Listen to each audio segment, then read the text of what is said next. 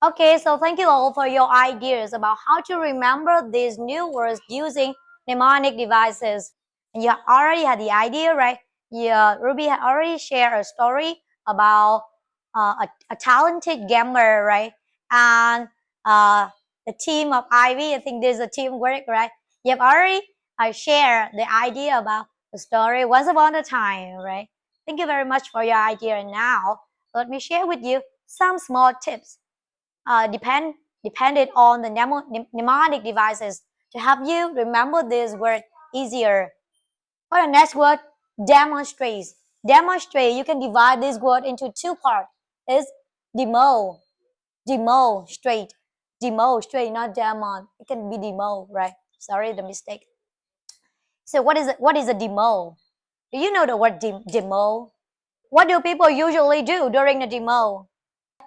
Demo, where someone shows how something works, and you can see straight as a name. All right. So here you can imagine a picture of a team. All right. A team demonstrates how to use mnemonic devices to remember the word demonstrate. Right. It can be an example of demonstrate, or a boy a boy who named Straight, right, demonstrated how the new app works, how the new application works, or how the games work, everything like that. So you separate the word demonstrates into two parts, demo and stray. And the next word is qualities. What do qualities mean? For the word qualities, you can also separate this word into two parts. Qual, right? And this word is tease, right? But it can also pronounce as ties. You see, ties, ties, right? Do you see it familiar? Yeah, that's it. Yeah, that's it. Yeah, that's it. That's it. It's the ties, right? It's a ties, right? With tease, right? But the word at the ending sound look like the ties. You see, it's about the spelling, right? So for the word qualities, you can imagine there is a closet full of colorful ties, right? And on each ties, there's a label. The label like kindness, honesty, creativity, right? You know this word, mean, something like this, right? And each ties have its own qualities. It's just like you have your own qualities, and each of us all have different qualities that make us unique, like choosing a different tie for each occasion. You see, each tie, uh, every tie had its own label, right? Every of us had our own qualities. So qualities, right? The next word, admire. Admire. This word a little bit difficult to create some mnemonic devices, relative information. Also separate this word into two parts, ad and mire. Do you know this word? Mire. Mire is something very dirty. It's a big puddle that is full of soil, dirty thing. All right. Okay. And ad. Ad is a short form of advert advertisement. You see, it is short form of advertisement. So to remember the words admire, you can imagine in your head, in your mind, there is an advertisement about the soldier, the Vietnamese soldier who is who fought for the war in Vietnam, who fought for our peace, right? So even they are in the mire, you see, even in the advertisement, they are in the mire, you see, but we still need to look up to them. You got it? Look up to. So when you admire someone, you need to look up to them. Admire, right? You got it? An advertisement about someone, about a soldier who are in the mire, but you still need to look up to them. So admire. Can you draw this picture in your head? So I admire the Vietnamese soldiers who fought for the peace in Vietnam, in our country. So admire. Right? And the next word is earnestness. What does earnestness mean?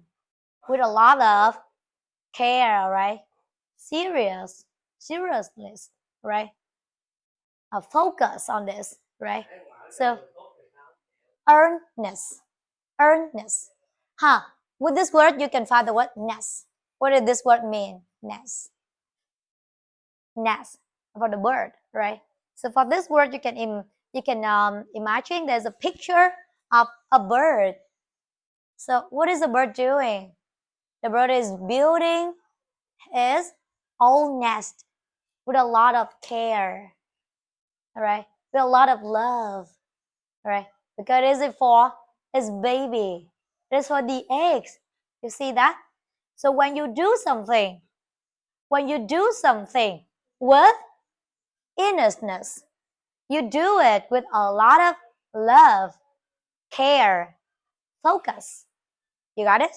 So earnestness, like a bird building its own nest or its baby or its eggs. You got it? A little bit easier? A little bit easier to remember this word. And the next one, a determined. You can imagine a little bit. D, D, D means deep, right?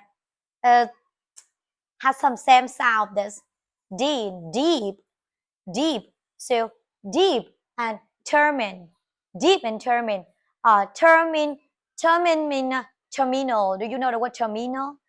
Terminal. If you go to the airport, you can see this word terminal.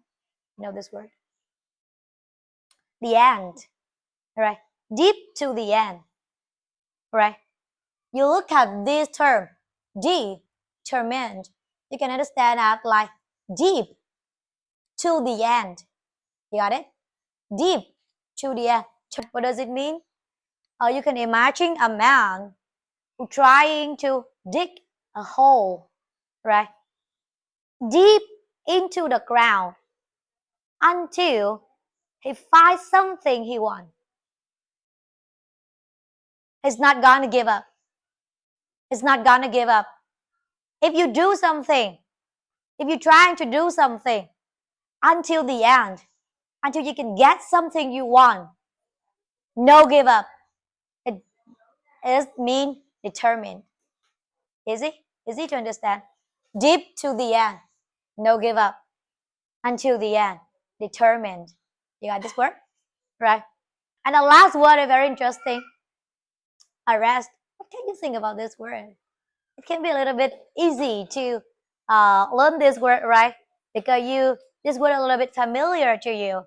But for this word, I have a very interesting example for mnemonic devices. Like imagine it is a police station, right? And the police comes to you and say, like, "Hey, Ling, you need to take a rest here. So you are in big trouble, right? You are arrested, and the police officer arrests you." Interesting? Interesting, right? I know that apply mnemonic devices is not that easy. It's not that easy. It's a little bit challenge to try to think of something creative, to try to think of something interesting, so that you can remember the word easier. But if you try your best, if you work with earnestness, diligence, and you are determined enough, one day you can master. You can master yourself by apply mnemonic devices in your vocabulary learning, and you will find the process of vocabulary learning more interesting. You like it?